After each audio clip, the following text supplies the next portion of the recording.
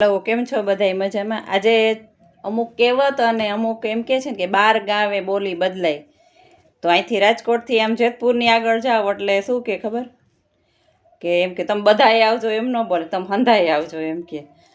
પછી એમ કે રકાબીમાં ચા આપો એમ ન કે, અડારીમાં આપો ને અડારી એમ કે. અને વાસણને ઠામડા કહીએ. અને ચાના કપને શું કહે? ચાનો પ્યાલો. પછી એમ કે દોડીને કોકને બોલાવવા હોય તો શું કે પટ્ટી મેલ પટ્ટી જલ્દી કર, એમ આપણે એમ કહીએ ને એટલે એમ કે પટ્ટી મેલ પટ્ટી. પછી કોકે બાઈ તો તે ત્યાં એમ કહે ને કે ત્યાં શું ગયો તો આપણે એમ કહે ત્યાં શું તારા બાપનું ડાયટું તો ગયો તો એવું કહે. જો ભાઈ આ ગાળ નથી, આ તો ક્યાં કેવા શબ્દો વપરાય એ કહે છે.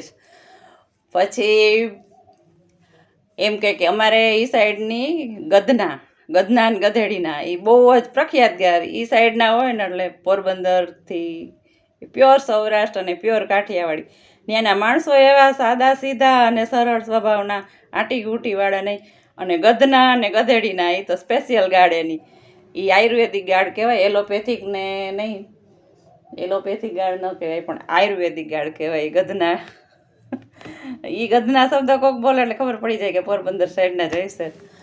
અને બીજી તો કેટલી બધી ઘણી બધી કહેવત છે ત્યાંની. અને બહુ મસ્ત મસ્ત મને યાદ આવશે ને એમ કહેતી જઈશ તમને.